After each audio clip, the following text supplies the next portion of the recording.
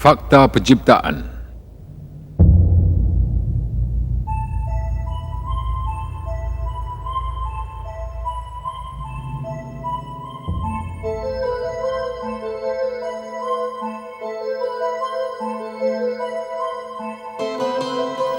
Seseorang yang menjelajah alam semesta yang didiaminya akan menemui 250 bilion galaksi. Setiap satu daripadanya mengandungi 300 bilion bintang.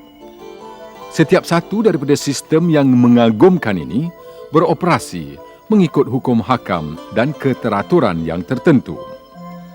Terdapat plan, reka bentuk dan keseimbangan di setiap pelusuk alam semesta.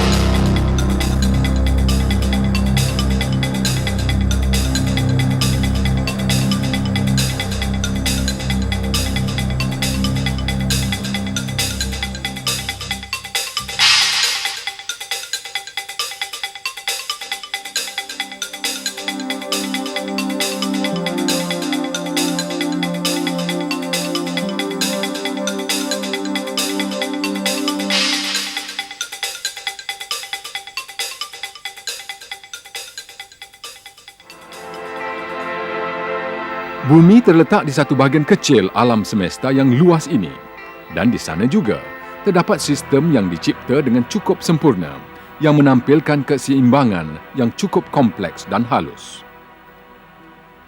Berbeza dengan jasad cakrawala yang lain, atmosfera serta permukaannya sesuai untuk hidupan. Air yang meliputi sebahagian besar permukaan bumi ialah salah satu daripada elemen asas hidupan. Perbezaan suhu, ciri-ciri orbit dan permukaan bumi menunjukkan bahawa planet ini telah dicipta khas untuk hidupan. Bumi kita yang unik ini ialah tempat tinggal hidupan yang amat kompleks dan komprehensif. Berjuta-juta spesies tumbuh-tumbuhan dan haiwan tinggal di bumi dalam suasana yang cukup harmoni. Suasana harmoni ini dicipta dengan begitu sempurna sehingga ia berupaya meneruskan hidup kecuali kalau diganggu oleh manusia secara sengaja. Namun, bagaimanakah sistem dan hidupan ini bermula? Apabila hidupan di bumi diselidiki, suatu reka bentuk yang nyata dapat dilihat. Setiap hidupan dilengkapi dengan sistem yang amat kompleks yang membolehkan ia memainkan peranannya secara keseluruhan dengan sebaik mungkin. Oleh kerana hidupan telah dirancang, direka bentuk dan disusun, ia seharusnya mempunyai pencipta. Dan pencipta tersebut telah memperkenalkan dirinya kepada manusia sejak azali lagi. Dialah Allah, Tuhan yang satu, yang menciptakan langit dan bumi daripada kekosongan dan yang merancang segala-galanya.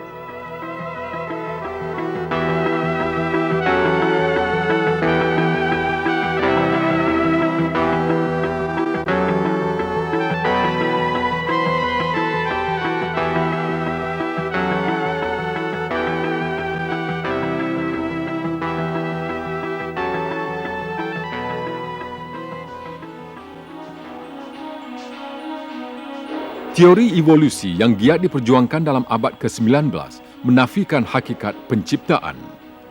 Teori ini mendakwa bahawa spesies di bumi tidak dicipta Tuhan, malah ia wujud akibat proses yang semata-mata secara kebetulan sahaja. Pengasas teori ini ialah ahli alamiah amatur yang bernama Charles Darwin. Darwin telah memperluaskan teorinya di dalam bukunya The Origin of Species yang telah diterbitkan pada 1859. Buku Darwin telah memperolehi kejayaan serta-merta, namun kemasyhurannya adalah disebabkan implikasi ideologi buku tersebut dan bukan hasil saintifiknya. Idea-idea Darwin menyokong falsafah materialistik yang menyangkal kewujudan Tuhan. Pengasas materialisme dialektik Karl Marx telah mendedikasikan bukunya Das Kapital kepada Darwin dan di atas kulitnya beliau telah menulis, kepada Charles Darwin daripada seorang peminat setia. Teori Darwin telah mendakwa bahawa semua spesies berasal dari satu keturunan, kesan daripada beberapa perubahan kecil yang mengambil masa bertahun-tahun lamanya. Darwin gagal mengemukakan sebarang bukti yang kukuh terhadap dakwaannya. Beliau sememangnya sedar akan fakta-fakta yang menyanggal teorinya sendiri. Beliau mengakui beberapa perkara di dalam bukunya di dalam babak yang berjudul Difficulties on Theory. Darwin berharap yang kesukaran-kesukaran tersebut dapat diatasi melalui penemuan-penemuan saintifik yang baru. Namun kemajuan dalam sains hanya akan menafikan dakwaan Darwin satu persatu.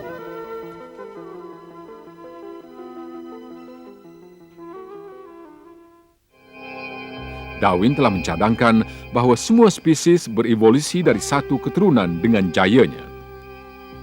Tetapi bagaimanakah makhluk yang pertama telah muncul? Darwin langsung tidak menjawab soalan ini di dalam bukunya.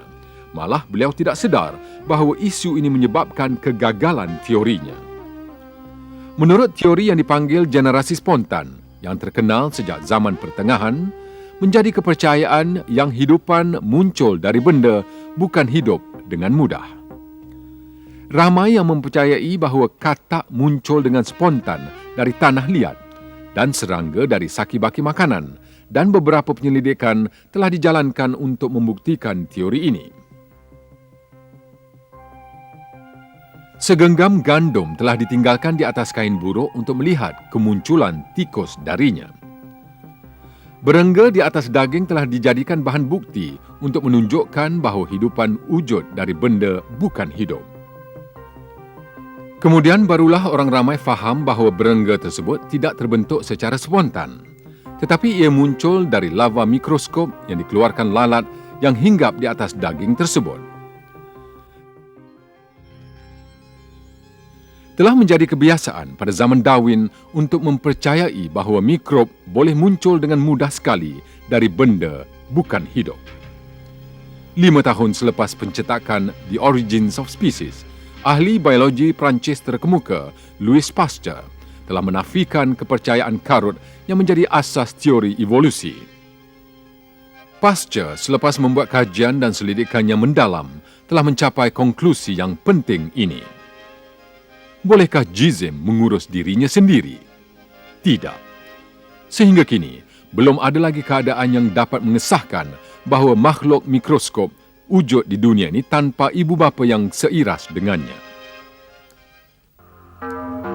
Ahli evolusi pertama yang mengkaji isu asal-usul hidupan pada abad ke-20 ialah seorang ahli biologi Rusia yang bernama Alexander Oparin. Tujuan beliau ialah untuk menerangkan tentang kemunculan sel hidup yang pertama yang dikatakan asal-usul semua makhluk hidup dalam teori evolusi. Dalam tahun 1930-an, Oparin telah merumuskan beberapa teori untuk menunjukkan kemunculan sel hidup yang pertama dari benda bukan hidup secara kebetulan. Namun usahanya berakhir dengan kegagalan dan Oparin sendiri terpaksa mengakui. Malang sekali, asal-usul sel masih menjadi persoalan dan ia benar-benar mengeruhkan teori evolusi.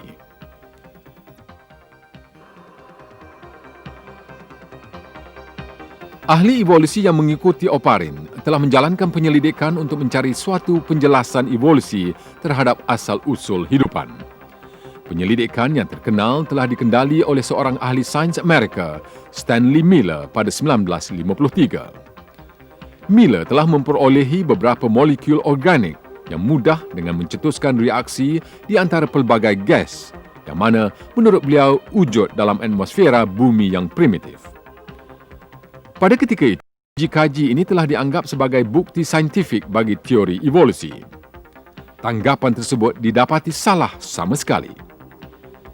Kemudiannya penemuan-penemuan telah menunjukkan bahawa gas yang digunakan dalam eksperimen amatlah berbeza daripada gas yang sedia ada dalam atmosfera di awal zaman. Miller sendiri akhirnya telah mengakui ketidaksahan eksperimennya.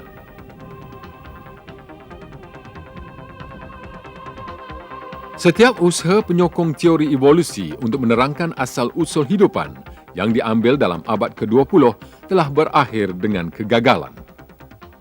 Jeffrey Bada, seorang profesor geokimia dan seorang penyokong teori evolusi, telah mengakui fakta ini di dalam Isu Bumi yang bertarikh Februari 1998, iaitu salah satu daripada kesusastraan evolusi berkala yang terkemuka. Kini, sambil kita meninggalkan abad ke-20, kita masih dihadapkan dengan masalah yang belum diselesai yang menghadapi kita di permulaan abad ke-20. Bagaimanakah hidupan bermula di bumi?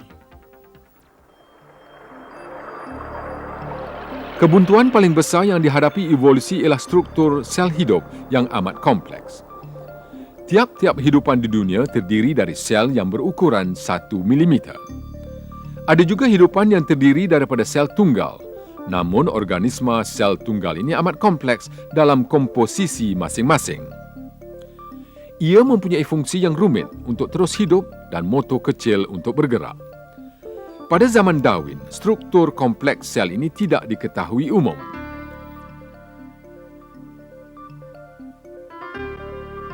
Disebabkan penggunaan mikroskop primitif ketika itu, sel dilihat sebagai tidak mengambil sebarang rupa bentuk.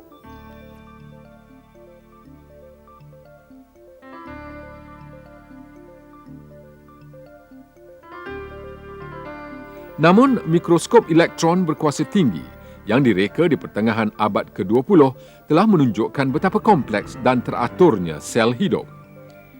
Ia mempunyai kekompleksan serta organisasi yang tidak mungkin kebetulan sahaja.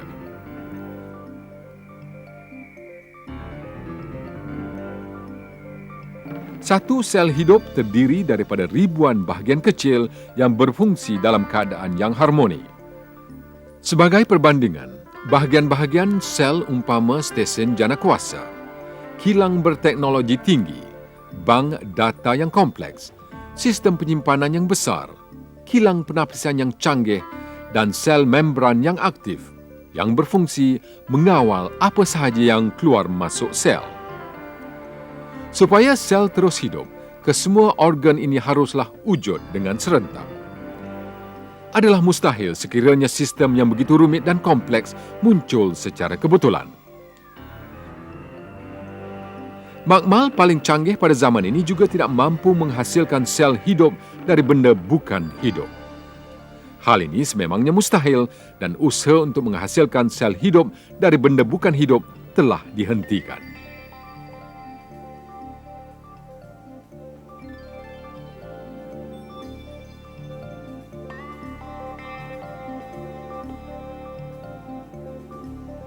Namun, teori evolusi mendakwa bahawa sistem ini yang gagal dihasilkan semula oleh kebijaksanaan, ilmu serta teknologi manusia telah wujud secara kebetulan. Sir Fred Hoyle, seorang ahli matematik dan astronomi Inggeris yang terkenal, telah menerangkan betapa mustahilnya sistem ini dengan memberi contoh berikut. Kemungkinan hidupan yang kompleks telah muncul secara kebetulan bolehlah disamakan dengan angin puting beliung membawa bahan-bahan dari sebuah kawasan besi buruk dan menjadikannya sebuah Boeing 747.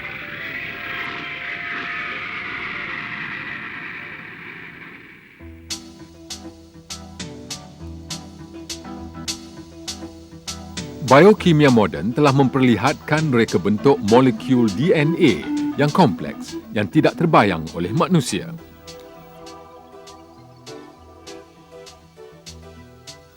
Struktur molekul DNA telah ditemui dua orang ahli sains, James Watson dan Francis Crick, dalam 1955. Penemuan mereka telah menunjukkan bahawa hidupan adalah jauh lebih kompleks daripada apa yang dibayangkan sebelum ini. Francis Crick, yang ternyata seorang ahli evolusi, telah menerima hadiah Nobel berikutan penemuan ini, telah mengakui bahawa struktur DNA tidak mungkin wujud secara kebetulan.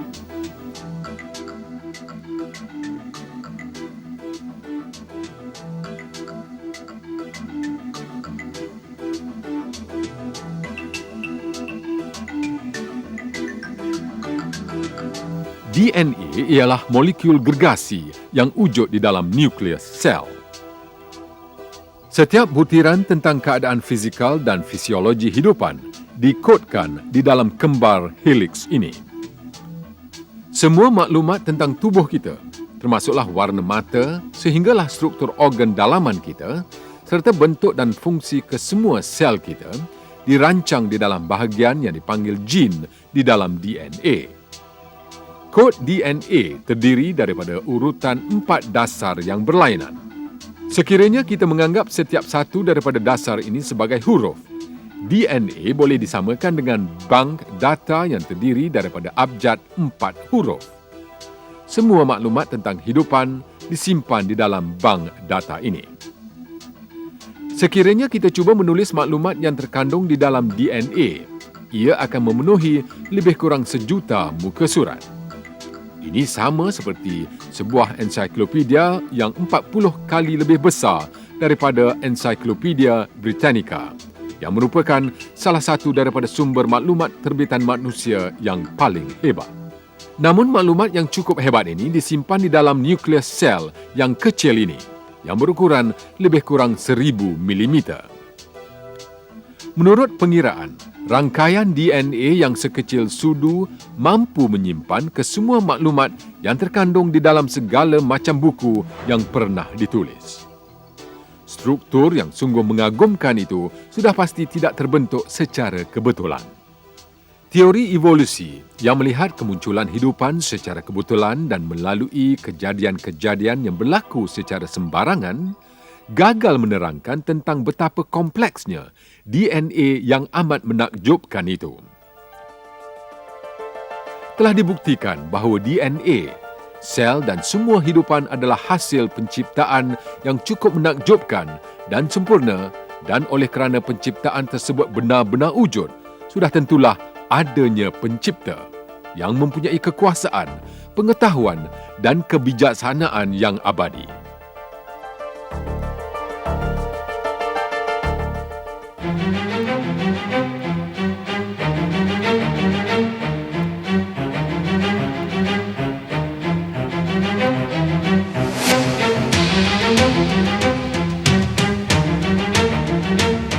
Apabila kita memerhatikan hidupan di persekitaran, kita akan mengetahui betapa besarnya kuasa Maha Pencipta.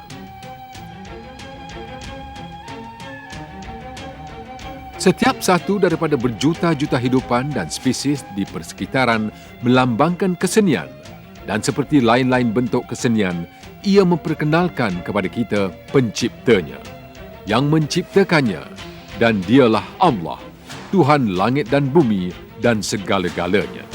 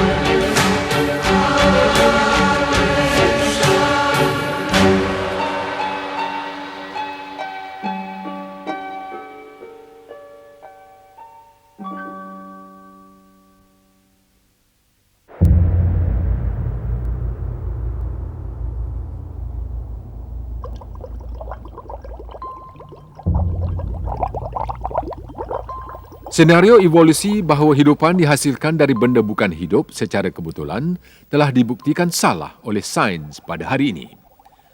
Lagipun pada lumrahnya tidak ada mekanisme yang dapat mengendalikan proses yang dinamakan evolusi.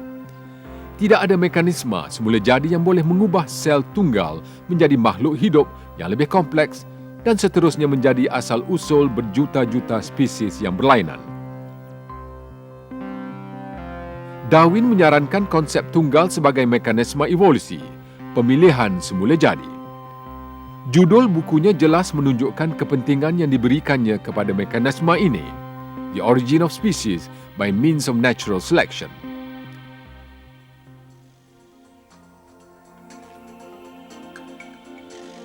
Pemilihan semula jadi adalah berdasarkan pendapat bahawa individu-individu yang gagah yang dapat menyesuaikan diri dengan habitat masing-masing dengan baik akan terus hidup. Contohnya, di kalangan sekawan rusa, hanya rusa yang pantas berlari akan dapat mengelakkan diri dari dibaham pemangsa. Akhirnya, kawanan rusa tersebut akan terdiri daripada rusa yang kuat dan pantas kerana yang lemah dan lembap habis dibaham pemangsa. Namun, mekanisme ini tidak menyebabkan rusa berevolusi dan ia tidak pula mengubahkannya ke spesies lain, contohnya kuda. Pemilihan semula jadi hanya akan menghapuskan individu yang lemah, yang kehilangan upaya dan yang sakit dan menjamin penerusan hidup serta kesihatan spesies tertentu. Ia tidak mempunyai keupayaan evolusi. Darwin juga sedar akan masalah ini. Sebab itulah beliau telah mengakui di dalam The Origin of Species bahawa pemilihan semula jadi hanya dengan kemunculan ciri-ciri yang sesuai secara kebetulan. Mengenai kemunculan ciri yang sesuai, Darwin sangat terpengaruh oleh salah seorang ahli biologi Perancis yang sezaman dengannya, Lamarck. Lamarck berpendapat bahawa hidupan menurunkan ciri masing-masing kepada generasi yang akan datang. Pada pandangan Lamarck, zirafah berevolusi daripada makhluk yang menyerupai rusa. Lehernya memanjang dari satu generasi ke generasi yang lain. Lamarck juga percaya bahawa sekiranya tangan kepunyaan beberapa ahli sebuah keluarga dipotong untuk beberapa generasi yang akan datang, bayi yang bakal dilahirkan tidak akan mempunyai tangan. Darwin yang ternyata dipengaruhi contoh-contoh ini seterusnya telah membuat dakwaan yang lebih berani. Di dalam The Origin of Species, beliau telah mendakwa bahawa ketika beberapa ekor beruang sedang memburu di lautan, ia telah berevolusi lalu menjadi ikan paus. Namun kedua-dua Lamarck dan Darwin telah tersilap. Idea mereka bercanggah dengan beberapa hukum asas biologi. Dalam zaman mereka, bidang genetik, mikrobiologi atau biokimia masih belum dikenali sebagai cabang-cabang sains. Hukum hakam pewarisan langsung tidak dikenali. Lamarck dan Darwin berpendapat bahawa ciri-ciri keturunan disalurkan ke darah. Disebabkan tahap sains yang primitif pada ketika itu, senario imajinasi teori evolusi dianggap tidak pelik. Tesis Darwin telah mempengaruhi golongan sains zamannya, namun Darwin masih bimbang. Di dalam babak Difficulties of Theory, beliau telah menulis, sekiranya dapat ditunjukkan bahawa organ kompleks wujud dan ia tidak mungkin terbentuk melalui pengubahsuaian yang banyak, berturut-turut maupun sedikit, maka teori saya tentu sekali telah gagal. Keresahan Darwin telah menjadi kenyataan tidak lama selepas kematiannya. Hukum hakam pewarisan yang ditemui seorang ahli botani Austria, Gregor Mendel, telah menyebabkan keruntuhan kenyataan Lamarck dan Darwin. Sains genetik yang mula berkembang sejak awal abad ke-20 telah membuktikan bahawa jin dan bukannya ciri-ciri fizikal yang diwarisi yang diturunkan ke generasi yang akan datang. Penemuan ini jelas menunjukkan bahawa senario yang menyarankan bahawa ciri-ciri tertentu telah diturunkan dari generasi ke generasi dan kemudiannya menjadi spesies hidup yang berlainan tidak dapat diterima. Dalam pengertian lain, Tidak dapat variasi yang dapat diwarisi untuk mekanisme pemilihan semula jadi Darwin yang disarankan itu. Seterusnya, teori evolusi sebagaimana yang dimajukan Darwin telah hancur sama sekali pada awal abad ke-20. Kesemua usaha yang selanjutnya oleh ahli evolusi dalam abad ke-20 gagal mempertahankan teori tersebut dan sebaliknya terpaksa mengesahkan. Seorang ahli evolusi terkemuka, Colin Peterson, telah mengakui hal ini apabila beliau berkata, belum ada lagi orang yang menghasilkan satu spesies melalui mekanisme pemilihan. Apatah lagi yang hampir-hampir menghasilkannya, dan kebanyakan daripada perdebatan terbaru neo-Darwinisme adalah tertumpu kepada persoalan ini.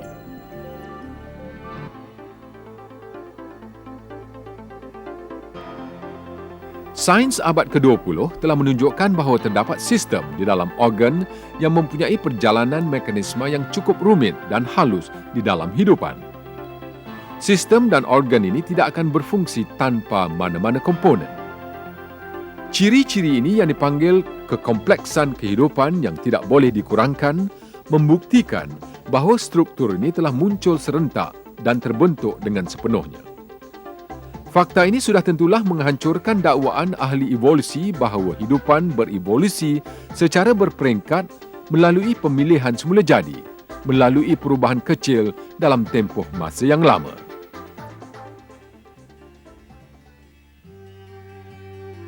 Apabila ternyata bahawa mekanisme pemilihan semula jadi yang disarankan Darwin tidak mempunyai kemampuan evolusi, ahli evolusi telah membuat perubahan utama di dalam teori tersebut. Mereka telah menambah mekanisme kedua yang dipanggil mutasi kepada konsep pemilihan semula jadi. Mutasi merupakan pemindahan atau gangguan yang berlaku di dalam DNA makhluk hidup. Kebanyakannya disebabkan kesan luaran seperti penyinaran atau reaksi kimia. Teori evolusi kini mendakwa bahawa hidupan berbeza di antara satu sama lain dan ia terbentuk akibat mutasi. Ini tidak benar, kerana mutasi akan memusnahkan maklumat di dalam DNA dan ia hanya akan mengancam hidupan. Setakat ini, masih belum dapat dikesan mutasi yang membawa kebaikan sama ada di persekitaran maupun di dalam makmal. Oleh kerana mutasi tidak menambahkan maklumat genetik yang baru, adalah mustahil untuk hidupan memperolehi organ baru melalui mutasi. Reptilia tidak mungkin memperolehi sayap dan makhluk tanpa mata tidak mungkin memperolehinya melalui mutasi. Telah berdekad lamanya, ahli evolusi mengaitkan hidupan yang berlainan jenis dengan kesan penyinaran dan kimia, dan dalam mereka berusaha untuk memperolehi mutasi yang sesuai, mereka dihampakan dengan kemunculan makhluk yang kehilangan upaya, serba kekurangan dan mandul. Banyak penyelidikan yang dijalankan ke atas lalat telah menunjukkan bahawa kesan mutasi tidak membawa kebaikan. Sebaliknya, ia memudaratkan dan membawa maut. Mutasi mengganggu kod DNA hidupan yang sempurna dan membentuknya menjadi makhluk yang ganjil.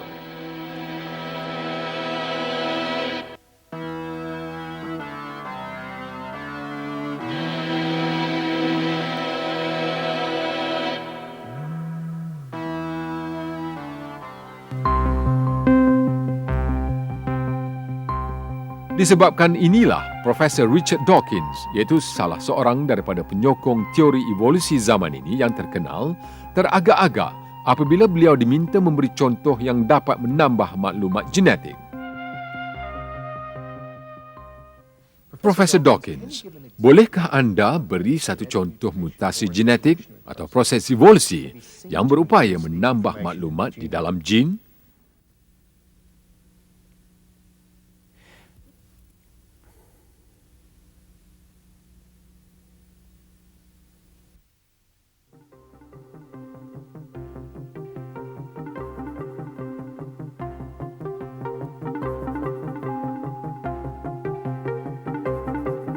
Sememangnya terbukti bahawa hidupan mempunyai reka bentuk yang kompleks yang tidak mungkin terjadi secara kebetulan.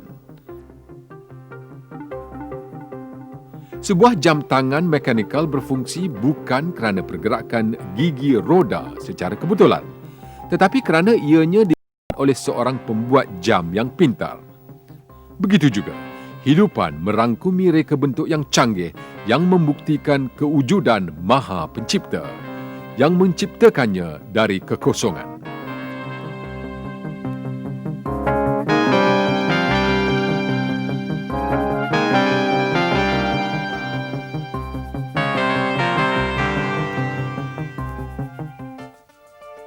Alam semesta merupakan hasil penciptaan yang sempurna. Kebijaksanaan, kekuasaan serta pengetahuan Maha Pencipta yang tidak terbatas jelas dapat dilihat di dalam setiap penciptaannya. Malah penciptaan manusia merupakan satu keajaiban yang memaparkan fakta yang cuba disingkirkan teori evolusi.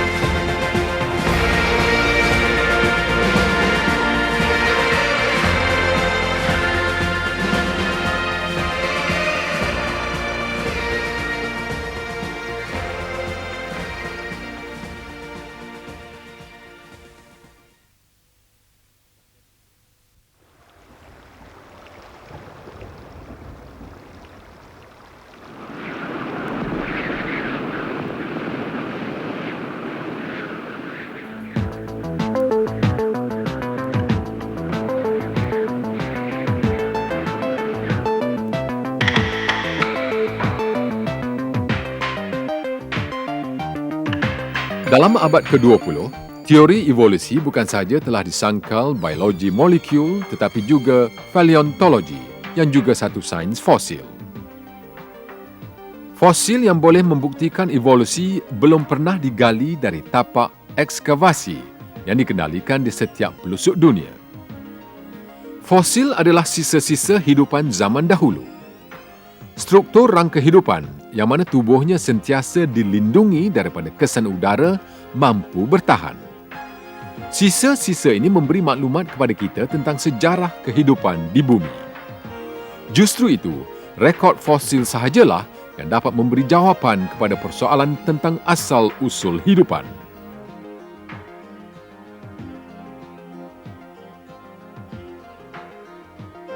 Teori evolusi mendakwa bahawa semua hidupan adalah dari satu keturunan.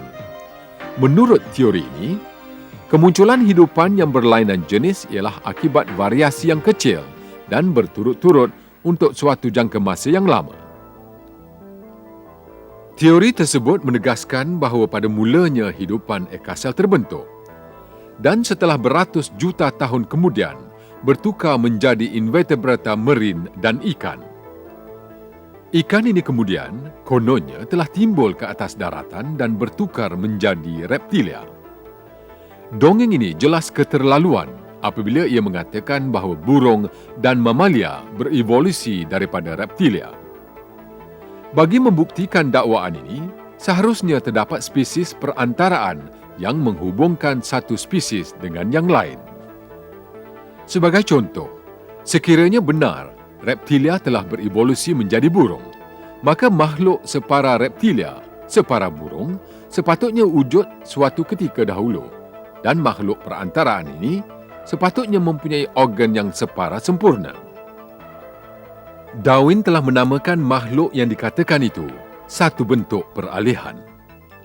Beliau tahu bahawa untuk menyokong teorinya, sisa-sisa bentuk perantaraan tersebut semestinya terdapat di dalam rekod fosil.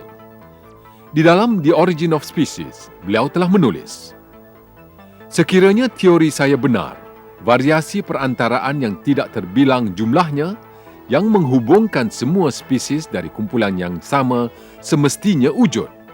Oleh yang demikian, bukti kewujudannya dapat dilihat pada sisa-sisa fosil." Namun Darwin sedar bahawa rekod fosil tidak mengandungi satu pun bentuk perantaraan hipotesis ini. Kerana inilah, beliau telah membincangkan di dalam bukunya lalu mengemukakan satu persoalan. Sekiranya spesies berketurunan dari spesies lain melalui peningkatan yang halus, mengapa kita tidak perasan bentuk-bentuk perantaraan yang tidak terkira banyaknya? Namun sekiranya teori ini menunjukkan bahawa bentuk-bentuk perantaraan yang tidak terkira banyaknya, mengapakah kita tidak menjumpainya tertanam dengan banyaknya di dalam kerak bumi? Darwin yakin sekiranya rekod fosil diperiksa dengan lebih teliti, bentuk-bentuk perantaraan tersebut akan ditemui. Berikutan itu, ahli evolusi yang mempercayainya telah memeriksa lapisan geologi di seluruh dunia selama 140 tahun untuk mencari fosil yang hilang ini. Kesemua usaha ini berakhir dengan kegagalan. Bentuk-bentuk perantaraan yang dibayangkan Darwin tinggal bayangan semata-mata. Seorang ahli paleontologi, Derek Ager, mengakui fakta ini walaupun beliau seorang ahli evolusi. Pada kesimpulannya, apabila kita meneliti rekod fosil secara terperinci, sama ada di peringkat peraturan atau spesies, kita akan tetap mendapati bahawa kemunculan sesuatu kumpulan adalah secara tiba-tiba setelah pupusnya sekumpulan yang lain dan bukannya melalui proses evolusi yang perlahan. Stratum tertua bumi dalam mana tertanamnya fosil makhluk hidup ialah Cambrian yang dianggarkan berusia 500 hingga 530 juta tahun. Di dalam stratum yang lebih tua daripada Cambrian, tiada makhluk hidup kecuali organisma ekasel yang telah ditemui. Dalam era Cambrian, walau bagaimanapun, banyak spesies yang berlainan muncul dengan tiba-tiba. Lebih daripada 30 spesies invertebrata seperti ubur-ubur, tapak Sulaiman, trilobite dan siput telah muncul dengan tiba-tiba.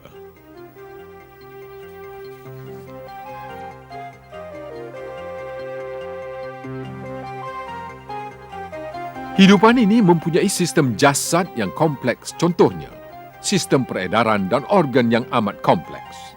Sebagai contoh, mata trilobite terdiri daripada ratusan sel yang menyerupai sarang lebah madu. Setiap satunya mempunyai sistem lensa kembar. Sememangnya, ia satu reka bentuk yang mengagumkan. Ia merupakan mata yang pertama di dunia dan ini jelas menafikan dakwaan Darwin bahawa hidupan berevolusi daripada yang amat primitif ke yang lebih kompleks. Lagipun, struktur ala sarang lebah madu trilobite telah hidup sejak 530 juta tahun tanpa melalui sebarang perubahan. Serangga moden seperti lebah dan pepatung mempunyai struktur mata yang sama. Begitu juga trilobite. Menurut teori evolusi, spesies mestinya berevolusi daripada bentuk-bentuk yang telah wujud terlebih dahulu. Namun, tiada bentuk hidupan kompleks yang lain yang diketahui telah wujud sebelum trilobite dan spesies lain dalam era Cambrian. Spesies Cambrian wujud dengan tiba-tiba tanpa keturunan.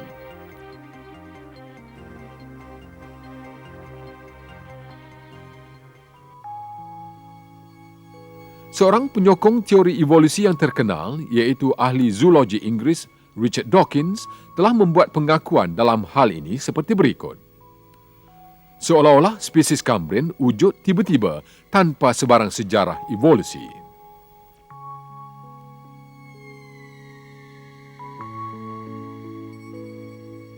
Situasi ini sudah tentu menyangkal teori evolusi berikutan penulisan Darwin di dalam The Origin of Species. Sekiranya pelbagai spesies dari genus atau rumpun yang sama telah wujud sebagai hidupan secara serentak, ini akan mengakhiri teori keturunan yang menyaksikan perubahan melalui pemilihan semula jadi.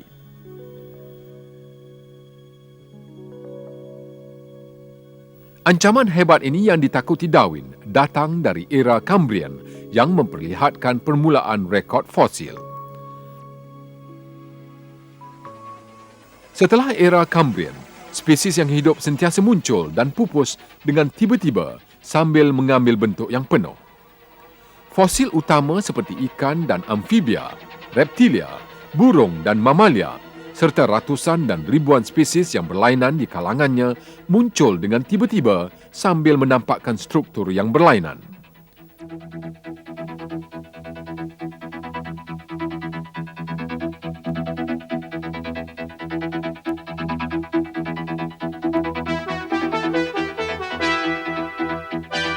Tidak terdapat satu pun bentuk peralihan antara mana-mana kumpulan sebagaimana yang dibayangkan ahli evolusi.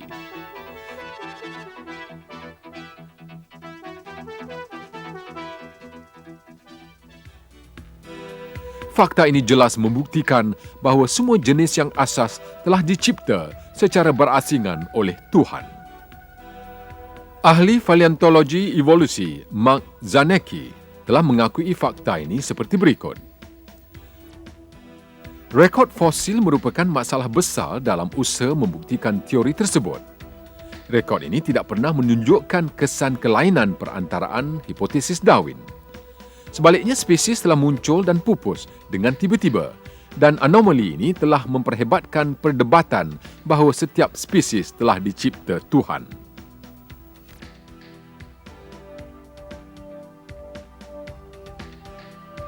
Lagipun tiada apa-apa perbezaan di antara fosil yang berusia ratusan juta tahun dengan keturunannya yang moden. Sebagai contoh, ikan jerung yang berusia 400 juta tahun dan ikan jerung yang moden mempunyai struktur yang serupa. Begitu juga tiada apa-apa perbezaan di antara semut yang berusia 100 juta tahun, pepatung yang berusia 135 juta tahun, kura-kura yang berusia 100 juta tahun,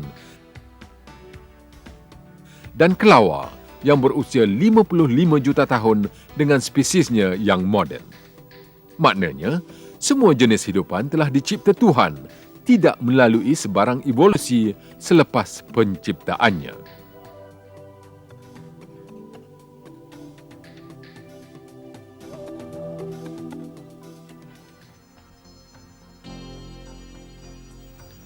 Sebaliknya, beberapa fosil yang telah dianggap sebagai bentuk-bentuk peralihan oleh ahli evolusi kemudiannya didapati tidak seperti apa yang dianggap. Salah satu daripada bentuk-bentuk peralihan terpenting yang diperkatakan itu ialah fosil ikan yang dipanggil coelacanth. Selama bertahun-tahun lamanya, ahli evolusi telah mendakwa bahawa makhluk ini yang hanya diketahui di dalam rekod fosil mempunyai ciri-ciri yang serupa dengan haiwan daratan. Mereka mendakwa bahawa ia mempunyai kaki serta paru-paru yang primitif. Dakwaan ahli evolusi tentang coelacanth telah dimajukan sebagai fakta saintifik yang cukup meyakinkan dan lukisan imajinasi yang menggambarkan haiwan yang sedang keluar dari air ke daratan telah menghiasi halaman buku-buku teks. Ahli evolusi terkejut apabila seekor ikan yang mirip coelacanth yang telah pupus itu berjaya ditangkap di Lautan Hindi pada 1938. Barulah disedari bahawa ikan tersebut tiada bezanya dengan ikan yang kita lihat pada hari ini. Berbeza dengan apa yang didakwa ahli evolusi, coelacanth tidak mempunyai kaki mahupun paru-paru yang primitif. Apatah lagi, makhluk coelacanth yang sepatutnya berhijrah dari air ke daratan rupa-rupanya tidak lain daripada seekor ikan yang hidup di dalam lautan yang dalam, yang tidak pernah menghampiri 180 meter dari permukaan lautan. Satu lagi bentuk peralihan yang telah diperkatakan ialah fosil burung yang dipanggil Archaeopteryx. Untuk berdekad lamanya, ahli evolusi telah mendakwa bahawa ia makhluk perantaraan reptilia dan burung. Namun, set fosil Archaeopteryx yang ditemui dalam 1992 telah menunjukkan bahawa makhluk tersebut mempunyai sternum, iaitu tulang dada yang menolong otot membuat penerbangan. Ini membuktikan bahawa haiwan ini ialah burung yang terbang dengan cukup sempurna. Dakwaan ahli evolusi tentang kuku tajam pada kepak Archaeopteryx juga gagal setelah struktur yang sama terdapat pada burung moden seperti burung helang.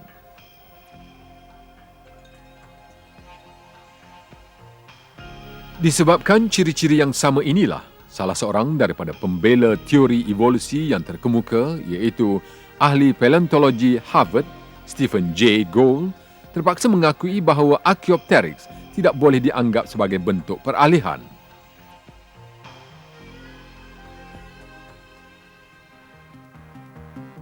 Apabila kita meneliti struktur haiwan dari kumpulan yang berlainan, kita akan mendapati bahawa proses evolusi tidak mungkin telah berlaku padanya.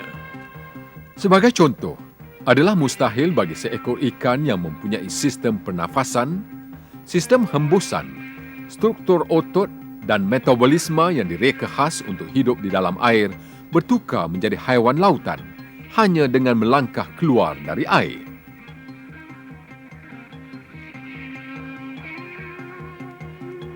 Kumpulan-kumpulan hidupan di daratan juga berbeza di antara satu sama lain.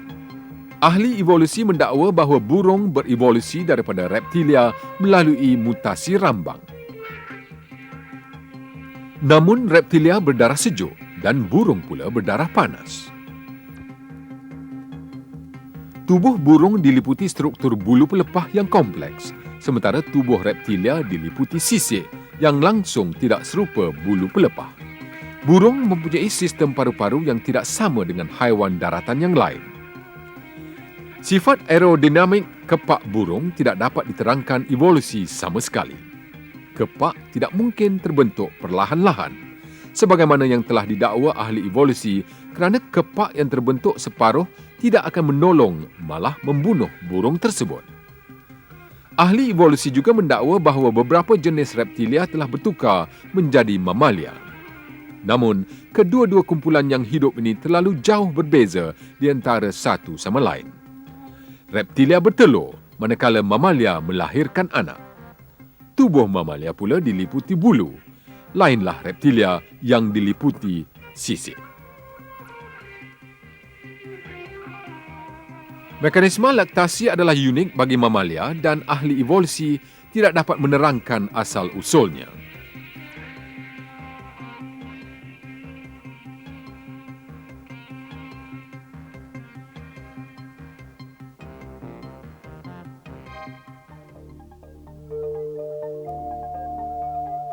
Kerana terpaksa berdepan dengan realiti yang dibuktikan rekod fosil, ahli evolusi telah menumpukan perhatian mereka kepada dakwaan bahawa manusia berevolusi daripada makhluk yang berupa beruk.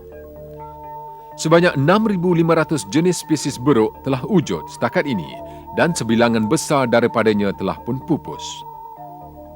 Tengkorak beruk yang telah pupus ini, biar besar maupun kecil, telah dijadikan sumber utama ahli evolusi dalam mengeksploitasikan imajinasi mereka. Dengan menyusun tengkorak spesies beruk yang telah pupus ini dari yang terkecil sehinggalah ke yang terbesar dan dengan menambahkan beberapa tengkorak kepunyaan kaum yang telah pupus kepada siri tersebut, ahli evolusi telah mereka-reka senario evolusi manusia. Peranan paling penting senario ini ialah untuk menerangkan spesies beruk yang dipanggil Australopithecus.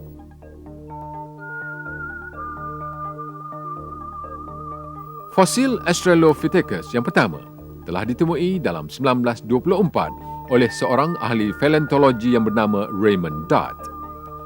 Semenjak itu, ahli evolusi telah mendakwa bahawa spesies beruk ini, namanya yang bermaksud beruk selatan, ialah makhluk berupa manusia.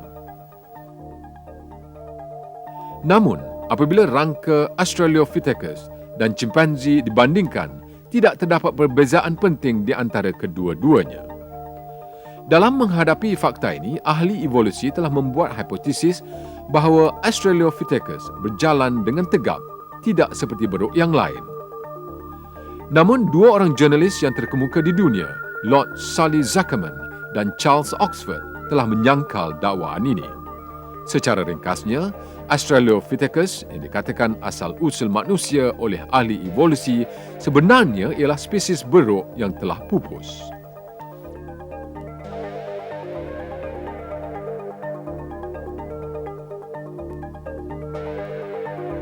Sebaliknya pula, fosil yang diberikan klasifikasi imajinasi oleh ahli evolusi seperti Homo erectus, Homo ergaster atau Homo sapiens archaic sebenarnya ialah milik bangsa manusia yang berlainan.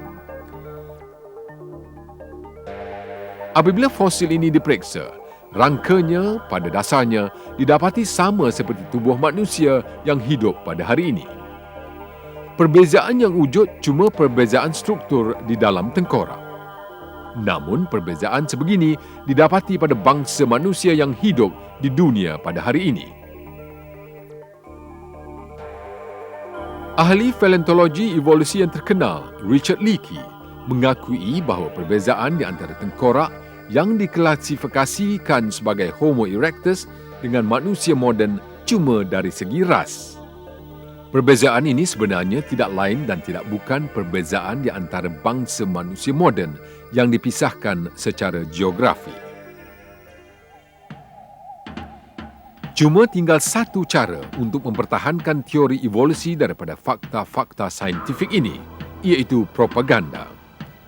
Senario evolusi manusia yang tidak berasas disalurkan kepada orang awam melalui lukisan imajinasi yang muncul di dalam terbitan-terbitan ahli evolusi. Lukisan-lukisan ini memaparkan makhluk berbulu dengan ciri-ciri separa beruk serta motif ala manusia. Tanggapan diberi bahawa bentuk peralihan separa manusia, separa beruk ini pernah hidup suatu ketika dahulu. Dari masa ke semasa, lukisan yang memaparkan hidupan sosial makhluk ini dihasilkan. Lukisan-lukisan yang memesongkan ini diperkenalkan mengikut aturan yang tertentu supaya senario evolusi manusia akan tertanam di dalam minda masyarakat. Bahkan penerbitan saintifik yang paling terkemuka sentiasa memaparkan muslihat yang dipanggil penyusunan semula serta lukisan-lukisan salah silah keluarga sumber inspirasi mereka.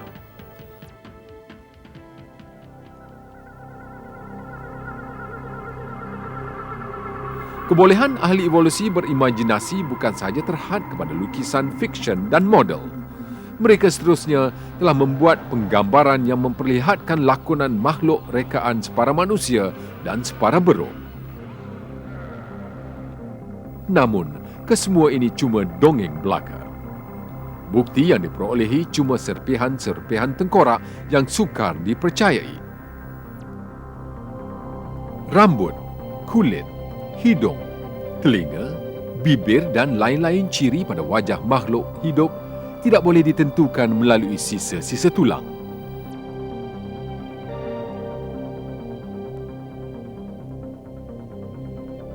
Ahli evolusi telah mereka tisu lembut ini yang langsung tidak meninggalkan apa-apa kesan di dalam fosil untuk membuktikan teori mereka dan menghasilkan penyusunan semula imajinasi di dalam bengkel mereka.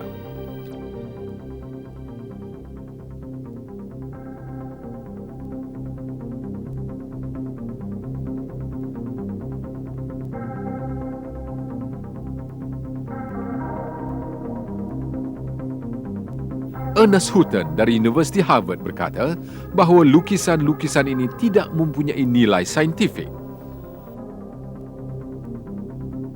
Dengan memodelkan tengkorak neodental, anda boleh mengukir ciri-ciri cimpanzi atau raut wajah seorang ahli falsafah.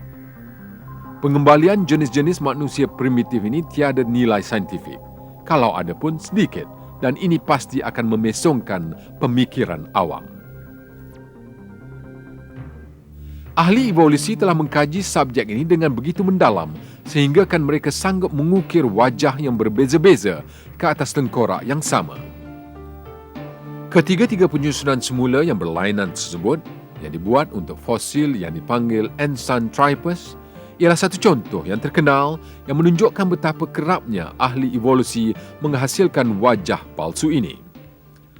Ahli evolusi tidak sahaja menghasilkan lukisan serta model yang memesongkan ini, bahkan mereka dengan sengaja telah melakukan penipuan. Yang paling terkenal antara penipuan tersebut ialah fosil Piltdown yang telah diperkenalkan di England pada 1912 oleh seorang ahli evolusi yang bernama Charles Dawson. Fosil ini dipersembahkan sebagai bentuk peralihan yang paling penting di antara beruk dan manusia dan telah dipamerkan di muzium selama lebih daripada 30 tahun. Pakar-pakar yang mengkaji semula fosil tersebut pada 1949 telah mendapatinya satu penipuan apabila ia didapati telah dihasilkan dengan mencantumkan rahang orang utan dengan tengkorak manusia. Satu lagi bentuk peralihan perantaraan yang direka ahli evolusi ialah manusia Nebraska. Ianya telah direka dalam tahun 1922 berdasarkan sebatang fosil.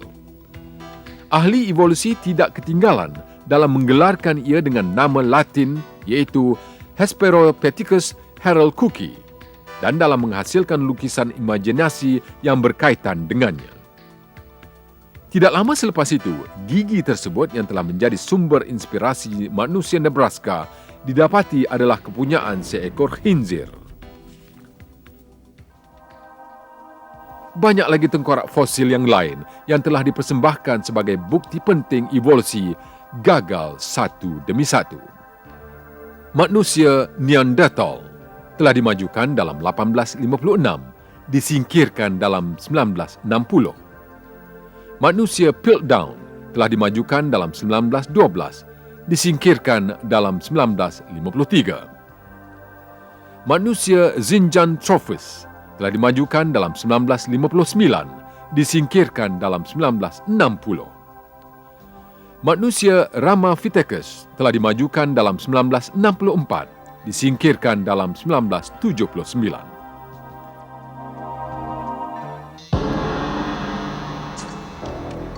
Meskipun dengan pendedahan fakta-fakta ini, tengkorak-tengkorak ini telah ditunjukkan kepada orang awam melalui media dan buku teks, seolah-olah ianya ialah fakta saintifik.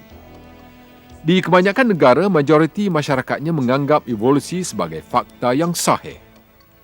Sebahagian besar daripada bukti evolusi ini yang telah disingkirkan ahli evolusi sendiri masih dipersembahkan kepada para pelajar melalui buku teks yang menggambarkannya sebagai asal-usul manusia.